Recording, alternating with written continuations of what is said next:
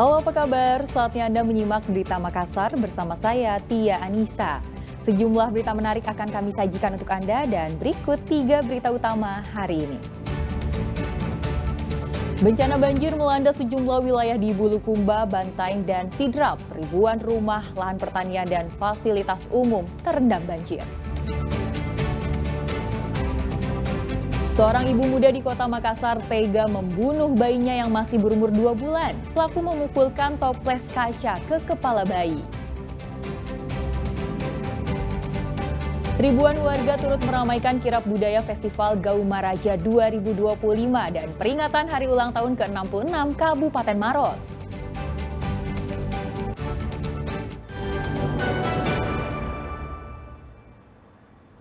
Kita ke informasi pertama.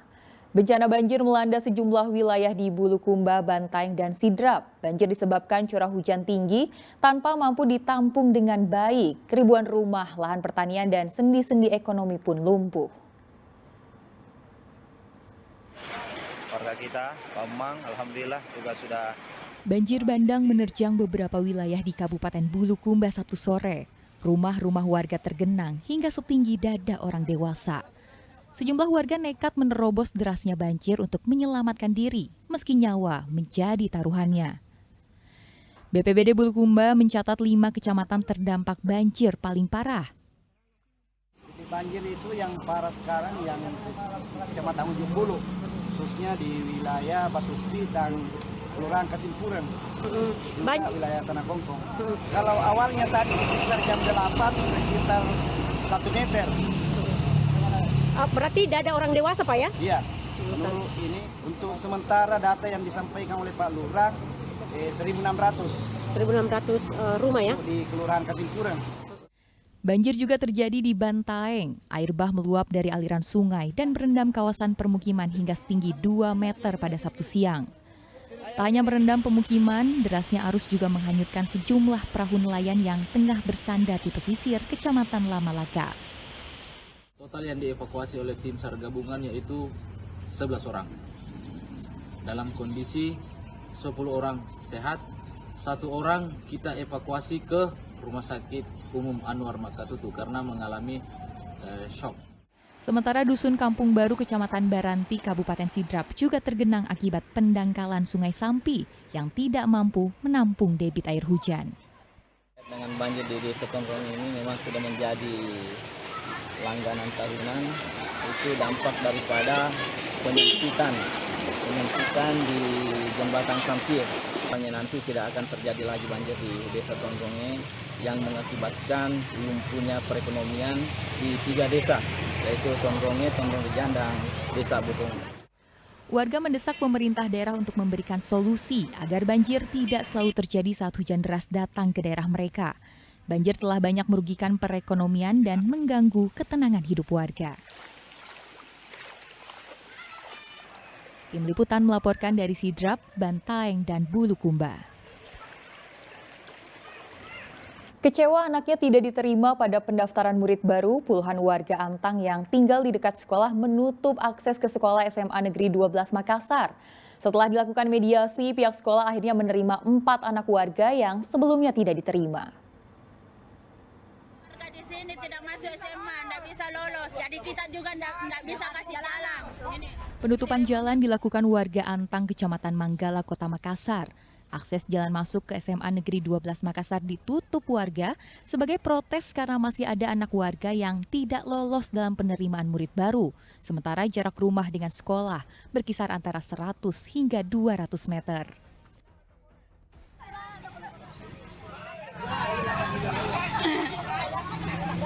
Bicara baik-baik, Pak, jangan emosi. Setelah dilakukan proses mediasi, pihak sekolah akhirnya mengakomodir 4 anak warga yang sebelumnya dinyatakan tidak lolos. Mereka pun diminta untuk mengikuti tahap pendaftaran ulang. Kita akhirnya akomodir yang 2 lagi itu, jadi 4 orang itu kita akomodir semua. Karena memang rumahnya itu di poros masuk ini. Kami ke lokasi bersama personil untuk bernego kepada warga untuk meminta kepada warga membuka akses jalur dulu. karena aktivitas warga pagi-pagi itu sudah ramai, sehingga warga kita arahkan setelah dibuka jalur langsung diarahkan ke sekolah. Untuk penerimaan murid baru tahun ajaran 2025-2026, pihak sekolah SMA Negeri 12 Makassar akan menerima sebanyak 360 murid baru yang terdiri dari 10 ruang kelas. Raisa Habu melaporkan dari Makassar.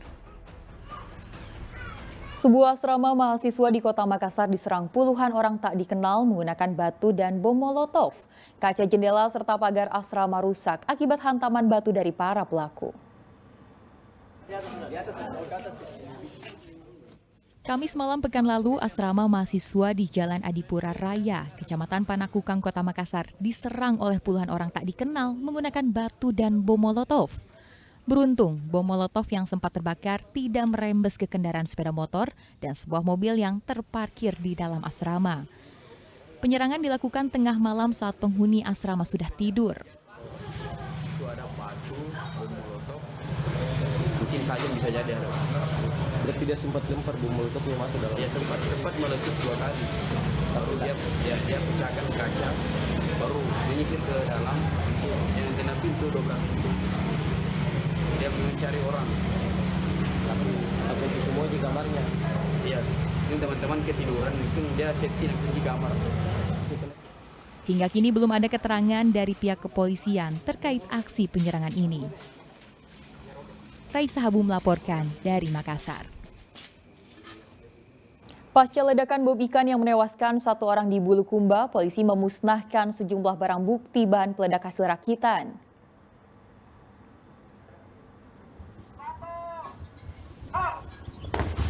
Proses pemusnahan sejumlah bahan peledak rakitan milik pelaku bom ikan di Kabupaten Bulukumba dilakukan tim gegana. Proses peledakan dilakukan di area terbuka di Kecamatan Bonto Bahari yang jauh dari permukiman penduduk.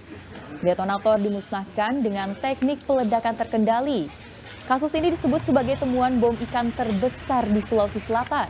Polisi terus menelusuri dugaan jaringan peredaran bahan peledak ilegal. Sudah musnah. Selanjutnya untuk beberapa kabel sumbu ledak atau sumbu api sudah dimusnahkan juga dengan cara dibakar. Ini maksud dan tujuannya agar detonator yang ditemukan di lapangan dan sumbu ledak yang ditemukan kemarin tidak dapat digunakan lagi. Dan sudah dipastikan bahwa masing-masing rangkaian sudah dihancurkan dan dimusnahkan sehingga dipastikan sudah tidak dapat lagi digunakan oleh siapapun. Seorang pria di kota Makassar dihakimi massa setelah tertangkap mencabuli anak perempuan berumur 8 tahun. Nyawa pelaku selamat setelah polisi mengevakuasinya ke mobil patroli.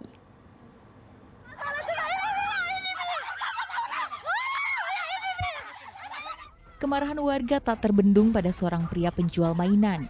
Ia tertangkap tangan usai melakukan aksi pencabulan terhadap seorang anak perempuan berumur 8 tahun.